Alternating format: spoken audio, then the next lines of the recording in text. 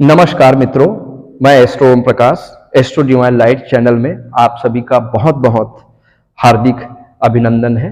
आज के टॉपिक में हम कुंडली के दसम भाव के बारे में विचार करने जा रहे हैं।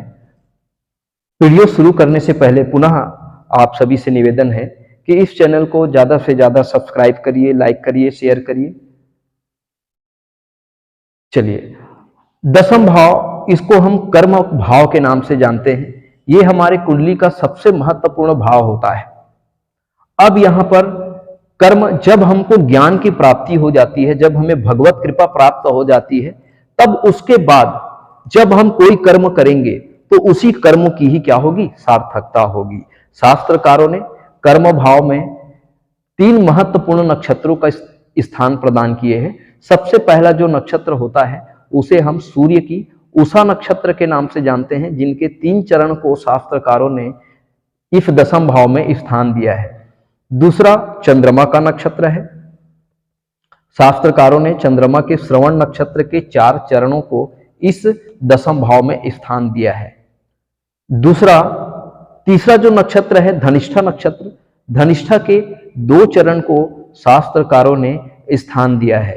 अर्थात शास्त्रकारों ने कर्म करने के लिए जो 3 महत्वपूर्ण जो ग्रह होता है, सूर्य का उषा नक्षत्र, चंद्रमा का श्रवण नक्षत्र और मंगल का धनिष्ठा नक्षत्र, तो हमें कर्म करने के लिए सबसे पहले सबसे इंपॉर्टेंट जो चीज होती है वो हमारे अंदर क्या होना चाहिए, आत्मविश्वास होना चाहिए। तो यहाँ उषा नक्षत्र के जो सूर्य होते हैं वो हमारे आत्मविश्वास का कारक होता है। दूसरा इंपॉर्टेंट है, हम मन से अपने आप को पूरी तरह से क्या करते हैं, तैयार करते हैं। कोई भी कर्म तो मन से ही किया जाता है। किसी काम में जब तक हमारा मन ना लगे तब तक हम उस काम को नहीं कर सकते। इसलिए शास्त्रकारों ने मन को भी यहाँ पर सबसे ज्यादा महत्व दिया गया है कि किसी काम में मन का लगना ही उस काम की सफलता का सबसे बड़ा परिचायक है। दूसरा चीज, कर्म करने के लिए जो तीसरी महत्वपूर्ण एनर्जी हमारे अंदर होनी चाहिए वो मंगल का दृढ़ संकल्प, दृढ़ इच्छा शक्ति होनी चाहिए, जो धनिष्ठा नक्षत्र के रूप में हमें प्राप्त हुआ है। तो शास्त्रकारों ने सूर्य, चंद्रमा और मंगल, ये तीनों की इंपॉर्टेंस जो है वो हमें बताई गई है। क्योंकि आप कालपुरुष की कुंडली आप देख पा रहे होंगे कि यहां पर दसम भाव में किसका इन्वायरमेंट है, शनि का इन्वायरमेंट है। मकर राशि का जो राशि स्वामी है शनिदेव, उसका यहाँ पर इन्वायरमेंट है।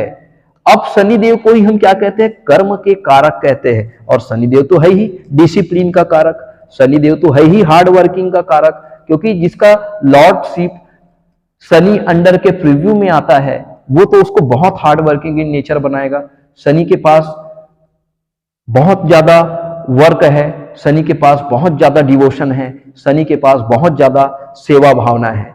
यदि हम हार्ड वर्किंग करेंगे, डिवोटेड होके सेवा भाव से हार्ड वर्किंग करेंगे, हमारे अंदर बहुत ज्यादा आत्मविश्वास होगा, हम मानसिक रूप से पूरी तरह से तैयार रहेंगे, हमारे अंदर दृढ़ इच्छा शक्ति रहेगी, तो कोई भी ऐसा कर्म नहीं है जिसमें हमें सफलता प्राप्त ना हो। और जब हम इन सभी नैतिक भावों के साथ जब हम कर्म करते हैं तो उस कर्म की जो सफलता है वो सुनिश्चित हो जाती है। और जब हमें कर्मों में सफलता मिलती है तो हमें जीवन में क्या प्राप्त होता है, हमें सुख प्राप्त होता है, हमें मान सम्मान प्राप्त होता है, और हमें तमाम प्रकार की जो चीजें हैं, जो कुंडली का जो पूरे जो 12वां भाव है ना, वो 12 भाव के सारे कारकत्व तो यहीं पर आ जाते हैं।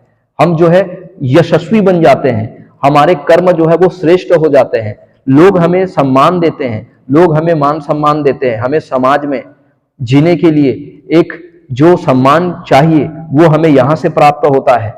और ये जो भाव है वो हमारे नेम का है, फेम का है, हमारे यश, कीर्ति, ऐश्वर्य, उन्नति, पदोन्नति, तो इन तमाम चीजों का विचार, यदि हमारा कर्म अगर अच्छा है, भगवान श्री कृष्ण ने गीता में भी कहा है कि कर्मों की ही प्राथमिकता जीवन में होनी चाहिए। क्योंकि जो हम कर्म करते हैं उसी कर्म का ही क्या बनता है, हमारा प्रारब्ध बनता है, हमारा पूर्व पुण्य बनता है, हमारे पूरे जन्मों के सारे जो प्रारब्ध है वो निर्धारित होता है हमारे कर्म से। तो भगवान श्री कृष्ण ने भी गीता में कहा है कि कर्म ही सर्वश्रेष्ठ है और कर्म पर ही हमको भरोसा करना चाहिए। और भरोसा करने के लिए शास्त्रकारों ने ये 3 चीजें हमको प्रदान की है। हमारे अंदर आत्मविश्वास पैदा की है, हमको मानसिक रूप से मजबूत बनाई है, और दूसरा हमारे अंदर दृढ़ इच्छा शक्ति पैदा की। अगर ये तीनों भाव हमारे अंदर में है तो हमें अपने कर्मों को सद्गति देने में हमको जरा सा भी तकलीफ नहीं होगा, और हम सहज भाव से हम अपने कर्मों की गति को प्राप्त करेंगे। आप देख पा रहे होंगे कुंडली का जो 10वां भाव होता है, इसमें सूर्य और मंगल, क्योंकि ये नक्षत्र के रूप में भी है, सूर्य और मंगल के नक्षत्र, और सूर्य और मंगल को यहां पर दिग्बली भी शास्त्रकारों ने कहा गया है।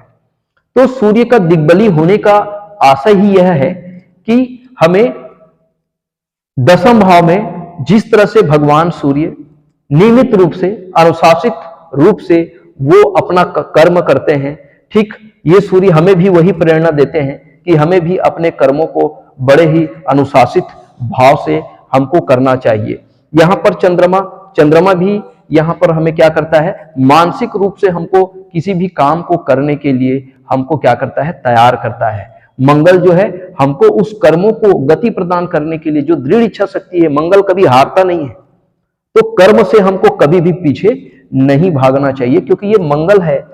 जब हम कर्म से पीछे भागेंगे हमारा मंगल खराब हो जाएगा, ठीक है। कर्म से पीछे भागेंगे हमारा मन दुखी हो जाएगा, कर्म से पीछे भागेंगे तो हमारा आत्मविश्वास क्या हो जाएगा, कमजोर हो जाएगा, और जब ये सब चीज कमजोर हो जाएगा तो शनि जो है फिर हमको क्या करेगा, दंडित करेगा।